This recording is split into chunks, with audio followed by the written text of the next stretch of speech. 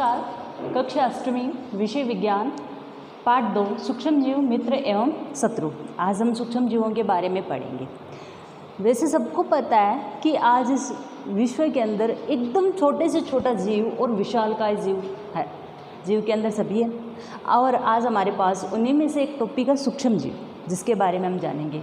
सूक्ष्म जीव क्या है, क्या करते हैं, उनसे हमें क्या लाभ मिलते हैं, क्या उनसे हानि होती है, उसके बारे में पढ़ते हैं। सबसे पहले हम सूक्ष्म जीव के जानेंगे कि सूक्ष्म जीव होता क्या है।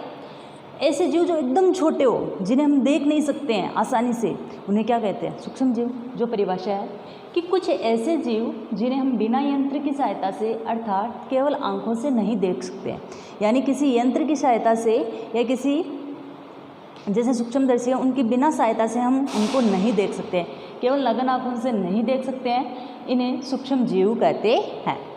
सूक्ष्म जीव कहते हैं। अब सूक्ष्म जीव, क्या आपने कभी देखा सूक्ष्म जीव को ऐसे नॉर्मली?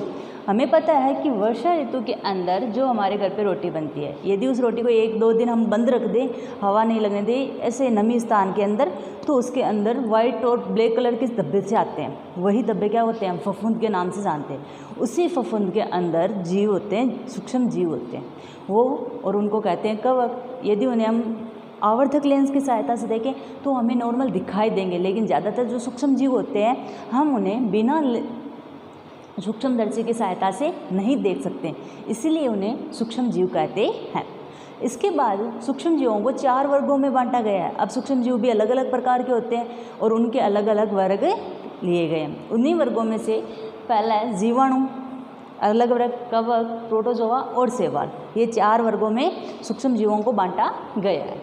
उसके बाद है विषाणु वायरस। नॉर्मल सी बात है, विषाणु वायरस के बारे में हम सब जानते हैं, और अभी तो लेटेस्ट है कि कोविड वायरस, सभी पता है कोरोना वायरस के बारे में। उसी प्रकार वायरस क्या है उसके बारे में थोड़ी जानकारी करते हैं। वायरस भी सूक्ष्म होते हैं। वायरस भी क्या सूक्ष्म होते हैं, जिन्हें हम जल्दी से ऐसे देख नहीं सकते हैं, लेकिन परंतु वे अन्य सूक्ष्म जीवों से भिन्न होते हैं। परंतु ये जो अन्य सूक्ष्म जीव होते हैं, जैसे हमने शैवाल, कवक, जीवाणु या प्रोटोजोआ का लिया, उनसे क्या होते हैं? भिन्न, अलग होते हैं। क्यों होते हैं देखते हैं। ये केवल परपोषी में ही गुणन कर सकते हैं। ये क्या करते हैं? गुणन का मतलब अपने आप में वृद्धि करनी है या इनमें जो जनन करना है, ये सिर्फ परपोषी में कर सकते हैं। परपोषी जैसे सजीव व जीव जंतु, मनुष्य, उनकी कोशिकाओं के अंदर जा कर के अपनी संख्या में वृद्धि करते हैं, तो वो क्या होंगे? वायरस होंगे, और वो हमारे शरीर में जा कर के करते हैं। कुछ सामान्य रोग, यानी विषाणु के द्वारा, वायरस के द्वारा होने वाले कुछ सामान्य से रोग क्या क्या है? वो जुखाम, इन्फ्लुएंजा यानी फ्लू, एवं अधिकतर खांसी विषाणु द्वारा होती है। जो हमें खांसी होती है, जो नॉर्मल सर्दी जुखाम होता है, वो किसके द्वारा होता है? वायरस के द्वारा या विषाणु के द्वारा होता है। कुछ विशेष रोग जैसे कि पोलियो एवं खसरा भी विषाणु के द्वारा, कुछ विशेष प्रकार के रोग होते हैं जो हमें वायरस के द्वारा होता है, जैसे पोलियो है, खसरा है और कोरोना वायरस है ही। अब उसके बाद हम पढ़ते हैं कुछ ऐसे रोग जो जीवाणुओं और प्रोटोजोआ के द्वारा होते हैं। सबसे पहले कि अतिसार एवं प्रोटोजोआ द्वारा होते हैं, यानी अतिसार एवं प्रोटोजोआ है, अतिसार और मलेरिया प्रोटोजोआ के द्वारा रोग होते हैं। उसके बाद टाइफाइड एवं क्षय रोग। क्षय रोग को टीबी जिसके नाम से सब जानते हैं, क्षय रोग तो थोड़ा कम रहता है, लेकिन टीबी के नाम से सभी से जानते हैं। अर्थात टाइफाइड एवं क्षय रोग है वो सूक्ष्म जीवाणुओं के द्वारा होते हैं। अब उसके बाद सूक्ष्म जीव का शारीरिक संरचना कैसी है, शारीरिक संगठन कैसा है, उसके आधार पर हम देखते हैं।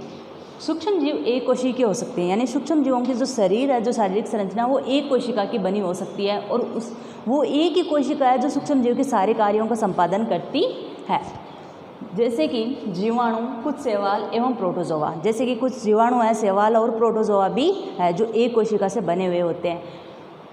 अथवा बहुकोशिकीय, यानी बहुत सारे सूक्ष्म जीव ऐसे होते हैं जो बहुकोशिकाओं के, यानी बहुत सारी कोशिकाओं के बने होते हैं, और उनके कार्य अलग अलग कोशिकाएं करती है, जैसे कई शैवाल और कवक आदि।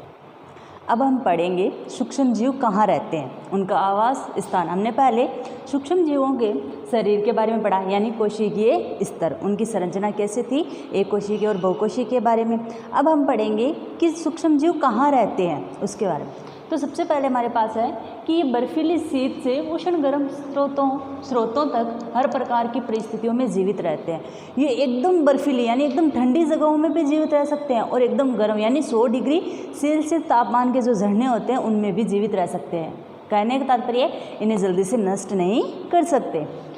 यह मरुस्थल एवं दलदल में भी पाए जाते हैं। ये मरुस्थल जो हम जानते हैं रेगिस्तान, और दलदल यानी कीचड़ के अंदर भी जीवित रहते हैं या वहाँ पर भी आवास करते हैं। तो इससे हमें ये पता चलता है कि जो सूक्ष्म जीव है अनेक ऐसी परिस्थितियों में, प्रतिकूल परिस्थितियों में भी जीवित रह सकते हैं, जैसे कि शीतोष्ण और उष्ण गर्म में और मरुस्थल और दलदली क्षेत्रों में। ये मनुष्य सभी जंतुओं के शरीर के अंदर भी पाए जाते हैं। ये मनुष्य समेत सभी जो जीव जंतु उनके शरीर में भी पाए जाते हैं। कुछ सूक्ष्म जीव दूसरे सजीवों पर आश्रित होते हैं और कुछ सूक्ष्म जीव ऐसे होते हैं जो दूसरों के जो शरीर होते हैं यानी उनके ऊपर आश्रित यानी उनसे अपना भोजन पोषण या फिर वहाँ पर रहना करते हैं। अमीबा जैसे सूक्ष्म जीव अकेले रह सकता है, और अमीबा है जो एक ऐसा एककोषीय के जीव है, वो अकेला भी रह सकता है यानी अकेला अपना जीवन यापन कर सकता है। जबकि कवक व जीवाणु समूह में रहते हैं। जबकि कवक और जीवाणु होते हैं वो समूह में रहते हैं। कवक तथा शैवाल आपस में मिलकर के अपना कार्य करते हैं और उसे लाइकेन कहते हैं, जो सहजीवी संबंध बनाते हैं तथा अपना साथ में काम करते हैं। एक भोजन का काम करता है तो एक आवास का काम करता है, तो वो क्या कहते हैं, एक समूह में रहते हैं। हमें पता है कि जिस प्रकार हर चीज़ के दो पहलू होते हैं, एक चीज़ के लाभ होते हैं और एक चीज़ की हानियाँ होती है, उसी प्रकार सूक्ष्म जीव है उनका हमारे लिए क्या तो लाभ और क्या हानि है वो इस बारे में पढ़ेंगे। हमें पता है कि पहाड़ का नाम भी यही है, सूक्ष्म जीव मित्र एवं शत्रु। मित्र वो हमारे लिए कैसे उपयोगी है, शत्रु वो हमारे लिए कैसे हानिकारक है। उसमें से हम सबसे पहले पढ़ेंगे कि सूक्ष्म जीवों के लाभ क्या क्या है सूक्ष्म जीवों के। सबसे पहले दही और ब्रेड का बनाना। हम जानते हैं कि दही के अंदर बहुत सारे सूक्ष्म जीव होते हैं, जिसमें से मेन जीवाणु लैक्टोबैसिलस जीवाणु होता है जो दूध को दही में बदलने का कार्य करता है। हम देखते हैं जब गुनगुने दूध के अंदर थोड़े से लैक्टिक अम्ल या छाछ, दही कुछ भी ऐसा डालें जिसकी वजह से 4-5 घंटों के बाद में वो दूध दही में बदल जाता है, तो उसका मेन कारण क्या होता है, वो लैक्टोबैसिलस जीवाणु होता है, वो उसे उसमें लैक्टिक अम्ल में परिवर्तित कर देता है, जिसकी वजह से उस दही का निर्माण होता है। उसके बाद है ब्रेड बनाना, और ब्रेड को भी हिस्ट के द्वारा ही बनाया जाता है। जो उसे आटा गूंथते हैं या उस आटे के अंदर हिस्ट की मात्रा डाल दी जाती है, जिससे 2-4 घंटों के बाद में वो फूल जाता है। उसके अंदर कार्बन डाइऑक्साइड की मात्रा होती है, शोषण की प्रक्रिया जल्दी होने की वजह से ऐसा होता है। इसके बाद में है वाणिज्यिक उपयोग। सूक्ष्म जीवों से हमारे लिए वाणिज्य की उपयोगी भी है। वाणिज्यिक उपयोगी का तात्पर्य ये है कि जो हम शराब या एल्कोहल देखते हैं, जो एक व्यवसाय है एक प्रकार से, उसका भी उपयोग हम सूक्ष्म जीवों के द्वारा कर सकते हैं। प्राकृतिक शर्करा को हिस्ट के द्वारा किण्वन करके एल्कोहल एवं शराब के अंदर परिवर्तित किया जाता है, यानी किसी चीज़ को सड़ाना या गलाना ही एक प्रकार का किण्वन कहलाता है। इस प्रकार हम जैसे प्राकृतिक शर्करा है उसको 3-4 घंटे धूप में एकदम बंद करके रख दें, फिर उसे देखने पर उसमें एक अजीब सी स्मेल आएगी, और वही स्मेल एक शर्करा की होती है जो एक प्रकार की किण्वन विधि के द्वारा बनाई जाती है। इसीलिए हमारे लिए सूक्ष्म जीवों का उपयोग वाणिज्यिक के रूप में भी होता है। अगला है औषधीय उपयोग। सूक्ष्म जीवों के द्वारा कुछ ऐसी औषधियाँ बनाई जाती है जो हमारे शरीर के लिए कार्य होते हैं। उन्हें सूक्ष्म यानी कुछ ऐसे जीवाणुओं को नष्ट करने के लिए हमें जो सूक्ष्म जीवों के द्वारा बनाई गई औषधियाँ दी जाती हैं उन्हें प्रतिजैविक या एंटीबायोटिक कहते हैं। प्रतिजैविक या एंटीबायोटिक औषधियाँ हमें जब तक यदि वो हमारे शरीर में जीवाणु या रोग प्रविष्ट हो गया तो डॉक्टर ने जब तक उसे दी है हमें तब तक लेनी चाहिए। जैसे हमारे रोग नहीं है, यदि हम फिर भी उन्हें ले रहे हैं और बाद में हमारे रोग होता है फिर वापस उन्हें लेते हैं तो हमारे शरीर पर कार्य नहीं करती। इसीलिए प्रतिजैविक को समय के अनुसार ही लेना चाहिए। जैसे पेनिसिलिन होती है। उसके बाद है वैक्सीन।